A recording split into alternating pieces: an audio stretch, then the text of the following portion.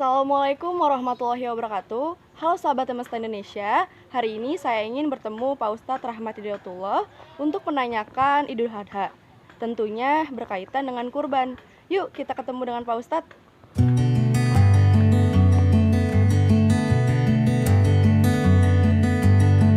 Assalamualaikum Pak Ustadz. Waalaikumsalam warahmatullahi wabarakatuh. Pak Ustadz udah nyampe sini. Alhamdulillah. Maaf ya Pak kalau saya telat.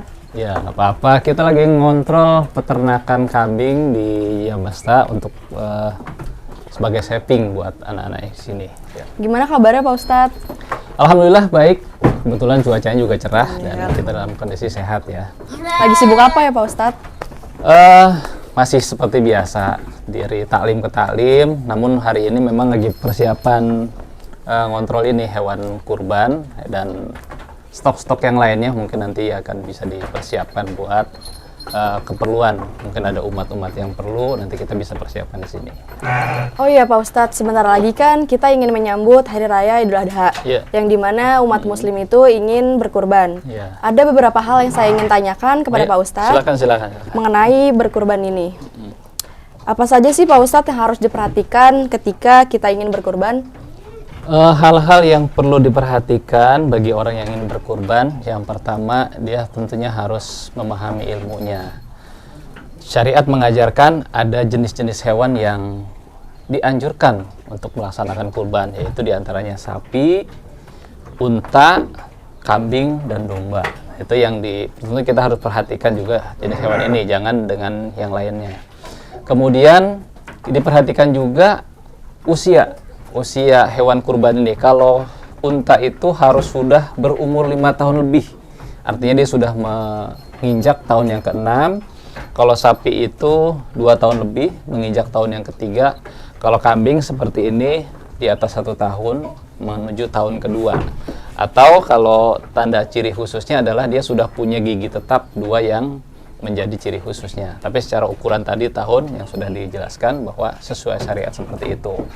Kemudian juga kondisi hewan yang dikurbankan itu harus sehat. Jadi jangan yang sakit, jangan yang cacat. Harus betul-betul, karena memang kita ingin melaksanakan syariat, tentunya mengharapkan ridha Allah, kita berikan yang terbaik. Kemudian juga kepemilikannya yang jelas. Kepemilikan ini harus hewan kita sendiri. Entah kita pelihara dari kecil hingga dia cukup memenuhi syarat, atau kita hasil pembelian yang sah. Jangan sampai ntar orang niat berkurban tapi bukan punya dia, bukan punyanya sendiri, hasil merampas punya orang lain diserahkan ke masjid, itu tidak dibenarkan dalam syariat. Harus milik kita sendiri, gitu ya. Baik Pak Ustadz, bolehkah berkurban itu dengan patungan Pak Ustadz? Berkurban itu kalau yang diajarkan oleh Rasulullah syariatnya, di sini ada perbedaan pendapat para ulama. Yang diajarkan berpatungan itu adalah sapi untuk 7 orang, ya. Kemudian kalau kambing ini untuk 1 orang. Tapi Rasulullah mengajarkan juga ketika dia berkurban dengan doa yang disampaikan, Allahumma taqabbal haza an Muhammadin wa ummati Muhammadin. Jadi ya Allah, terimalah kurban ini dari Muhammad dan umatnya Muhammad. Kalau kita pahami letter luck-nya hadis itu, berarti kurban itu sudah diwakili oleh Rasulullah dengan untuk umatnya Muhammad. Tapi hari ini kita diajarkan orang yang berkemampuan, kita juga diajarkan dalam surat Al-Kautsar, inna a'tainakal kautsar fasholli li rabbika wanhar.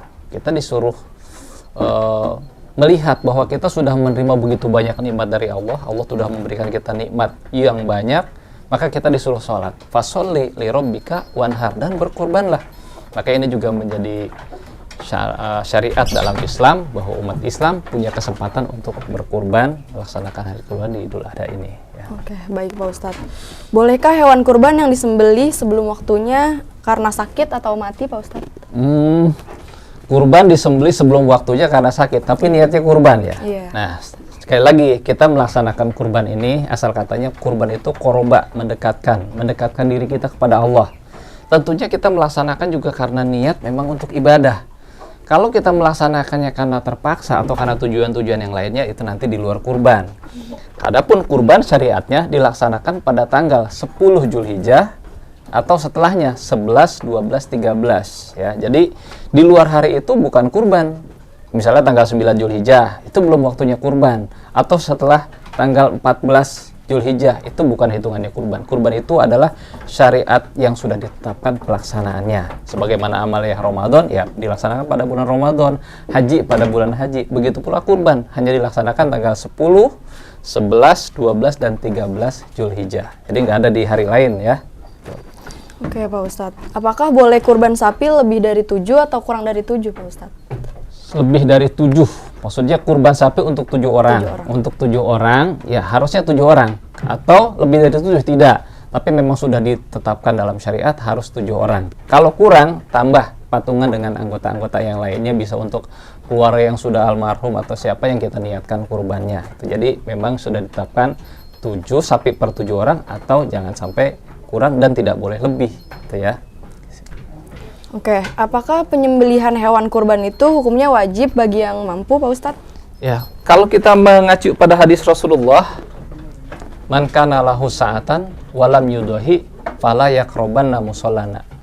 Siapa yang punya sa'ah, waktu, kesempatan untuk berkurban, punya kesempatan, punya kemampuan, tapi dia tidak mau berkurban, fala yaqrabanna musallana, kata Rasul gitu. Jangan sekali-kali mendekati musolahku. Kita bisa ngambil pelajaran bahwa orang mampu, punya kesempatan, tapi tidak mau kurban, atau dalam tanda kutip pelit orangnya ya, tidak mau berkurban. Rasulullah mengajarkan seperti itu. Jangan sekali-kali mendekati musolahku. Perasaan kita gimana? Rasul punya musola, punya masjid atau punya tempat ibadah, kita nggak boleh mendekatinya. Berarti kita tidak termasuk dalam umatnya. Maka dianjurkan sekali orang yang punya kesempatan dan punya kemampuan, maka segera ditunaikan kurbannya. Ya, itu sebagai bentuk ibadah kita kepada Allah. Duh Pak Ustadz, lama-lama di sini penciuman saya agak terganggu. Oh Pak iya, ya maklum lah kalau di kambing ya. di luar ngobrolnya biar nggak. Ayo boleh silakan nanti saya temenin sana ya. Nah Pak Ustadz di sini aja ya Pak, Ya. karena adem. Alhamdulillah boleh silakan. Nah, selanjutnya Pak Ustadz, bagaimanakah hukum mengenai arisan akikah dan kurban yang hari ini banyak dilakukan oleh masyarakat? Ya, untuk arisan sebetulnya ada beberapa perbedaan pendapat ya. Karena arisan itu termasuk hal yang meragukan. Namun jika orangnya komitmen atau khawatir nanti setelah dia berhutang arisan ada sesuatu terjadi, misalnya wafat, itu harus ada komitmen dari ahli warisnya yang membayar. Jangan sampai nanti orang arisan berkurban di tahun ini, pada berikutnya belum sempat dia membayar arisan untuk teman-temannya atau saudara yang lain, dia keburu dipanggil oleh Allah. Nah ini harus jelas komitmennya, si ahli warisnya harus betul-betul bertanggung jawab. Jangan sampai dia berkurban tapi dia juga berhutang. Diperbolehkan, namun harus betul-betul punya komitmen yang kuat ya. Bolehkah kita memakan daging kurban yang kita kurbankan sendiri Pak Ustadz? Ya, jadi kurban ini ada 2 jenis. Ada kurban nazar, ada kurban yang sunnah. Kalau kurban nazar itu misalnya orang punya janji, jika bisnis saya sukses, atau jika gaji saya meningkat, atau jika proyek saya tembus, saya akan berkurban. Nah, itu berarti sudah menjadi kurban wajib. Kurban wajib itu orang yang berkurban tidak diperbolehkan untuk memakan dagingnya. Namun kalau kurban yang sunnah, jadi tidak punya ucapan apa-apa, hanya melaksanakan sesuai dengan datang waktu berkurban kemudian dia berkurban, itu dia boleh makan. Maksimal adalah 1/3 dari jumlah berat dagingnya yang boleh dimakan. Tapi para panitia bisa, karena sudah mempersiapkan banyaknya mustahik, disarankan ya jangan sampai 1/3, jangan sampai ntar kurban hanya untuk keluarganya sendiri. Diutamakan adalah untuk masyarakat sekitarnya. Tapi diperbolehkan 1/3 dari jumlah daging yang dihasilkan itu boleh dimakannya. Alhamdulillah, terima kasih Pak Ustadz yang sudah Sama-sama. menjelaskan makna berkurban. Ya. Insya Allah bermanfaat untuk saya dan sahabat yang setia di rumah. Amin, amin ya rabbal alamin. Sehat-sehat ya, Pak Ustadz. Alhamdulillah. Nah, insya Allah apa yang saya sampaikan jika benar datangnya dari Allah, dan jika ada kesalahan tentunya dari pribadi saya. Semoga kurban tahun ini, terutama di Mesta Indonesia, meningkat dari tahun-tahun Amin, sebelumnya, ya dan Rabbal semua orang-orang yang berhak menerimanya terdapat kami salurkan kepada mereka semuanya. Baik. Nah, sahabat Mesta Indonesia, sudah dijelaskan apa yang harus diperhatikan dalam berkurban. Semoga apa yang disampaikan Pak Ustadz tadi bermanfaat untuk kita semua dan sahabat Mesta di rumah.